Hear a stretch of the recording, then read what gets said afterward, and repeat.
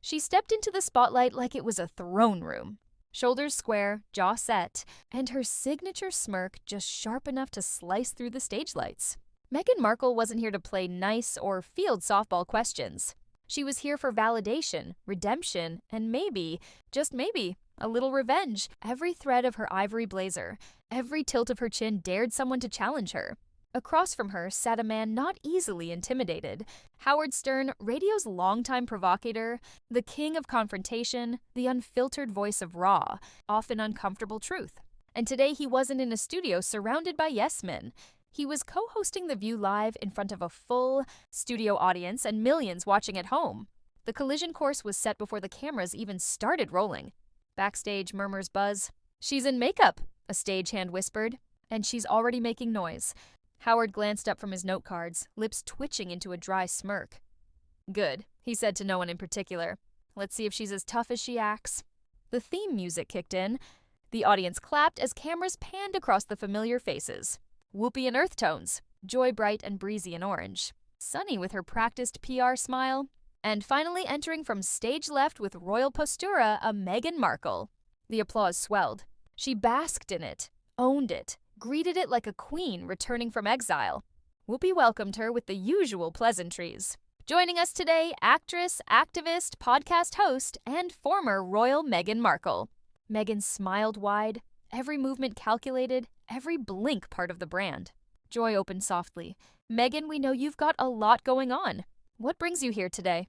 "I'm here to talk about truth," Meghan said, voice like warm honey, but with an undercurrent of steel.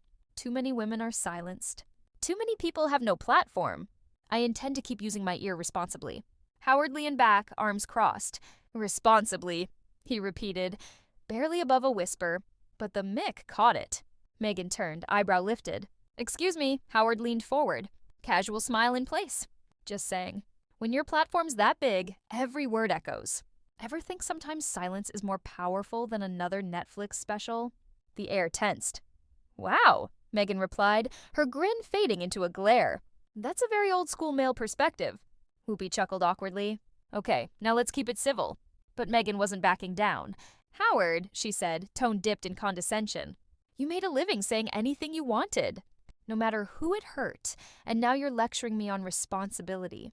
A few audience members gasped. Others leaned in. "Fair," Howard replied, "but I never called myself a humanitarian." Joy tried to pivot. "Let's talk about your foundation." "No," Meghan cut in. "Let's not skip this, Howard. What exactly is your issue with me? Is it that I married a prince? Is it that I didn't stay silent? Or is it easier for you to paint me the villain because I refuse to conform?" Howard exhaled my issue. "It's not personal. It's observational. You speak about mental health, racial equity, women's rights. Great, but you package everything in this misunderstood princess narrative. It's hard to tell where the advocacy ends and the branding begins." She scoffed. "That's rich coming from the guy who built a career on shock and humiliation." Howard's reply was razor sharp. "Difference is I never pretended to be noble." Joy laughed nervously. "Maybe we can all agree a broken bar. Everyone's evolving."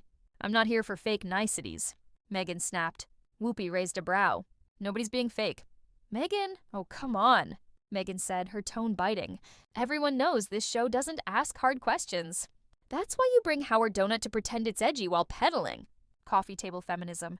A collective gasp. Joy looked visibly stunned. Whoopi leaned in, voice low and firm. "Are you calling us fake feminists?" "I'm saying if we cared about real change, we wouldn't give airtime to men who hijack the narrative."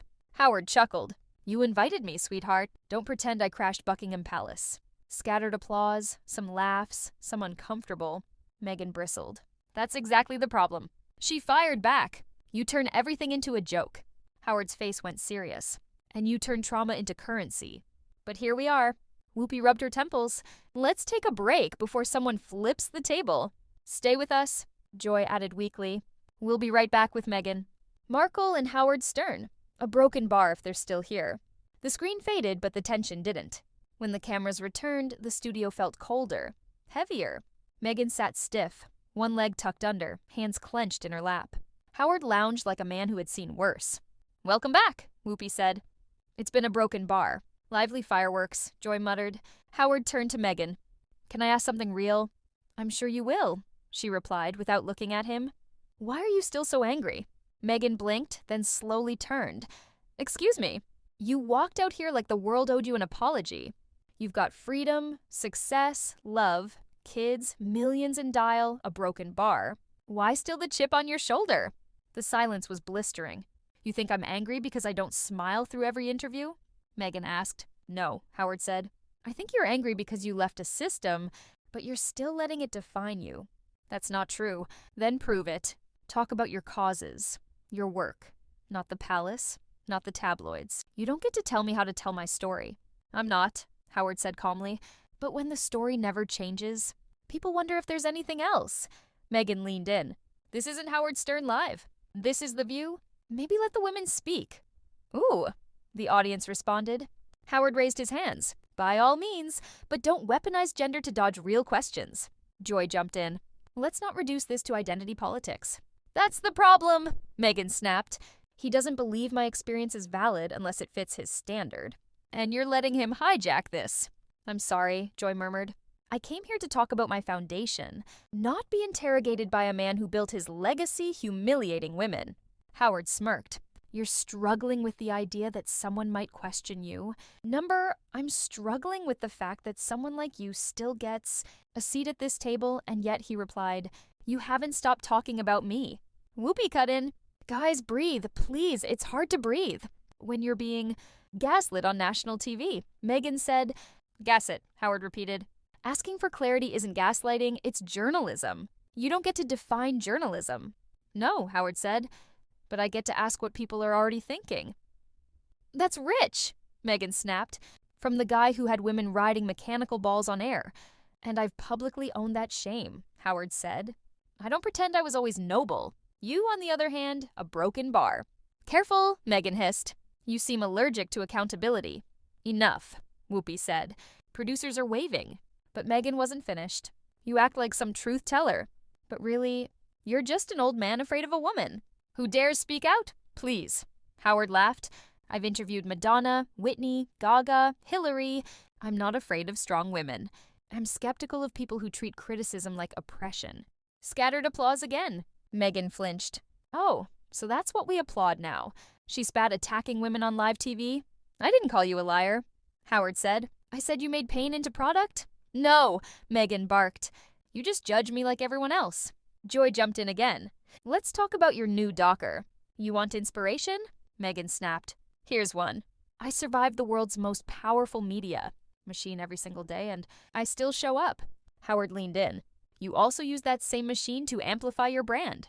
I never asked for the spotlight. You married a prince, Howard said bluntly. Silence.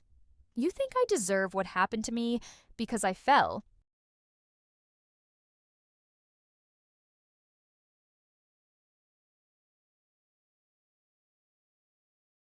In love? No, he said. I think you knew the rules and played surprised when they applied to you. Okay, we're done. Whoopi said, standing. Meghan wasn't done. You're a joke. Howard leaned in. And you're exhausting. Meghan stood. I don't have to take this. Then don't, Howard said. Door's right there. Whoopi tried to intercept.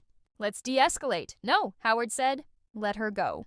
She wants a coronation, not a conversation. You're disgusting and you're exhausting. Meghan turned, stormed off. Cameras scrambled to cut away, but caught her disappearing behind the curtain. Joy stared into the camera.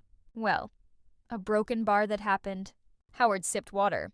Whoopi shook her head. This isn't what we wanted. Howard shrugged. It's what we got. The studio froze. Silence. Stillness until the voice of executive producer. Brian Donnie broke through the park. Extended break. Don't leave your seats. But Howard wasn't finished. He turned to the lens. You know what's broken in our culture? That celebrities expect applause, not dialogue. Meghan didn't want questions. She wanted confirmation. Joy whispered Howard a broken bar. No, let me finish. He adjusted his mic. We live in an era where being offended is a brand. Meghan Markle doesn't want truth. She wants narrative control. And when that's challenged, she performs the exit. He paused. She's been through things. Sure, but at some point you stop being a survivor or a broken bar and start being a product. Whoopi and Joy fell silent. I asked questions. She called it cruelty. Think about that. Then Whoopi spoke softly. We'll be right back, and the screen faded. A broken bar, leaving a nation wondering, was this a take-own or a reckoning? If you want more explosive stories, where masks fall and truths punch through the noise, subscribe now to Secret Vault Stories, because next time it could be someone else walking off stage,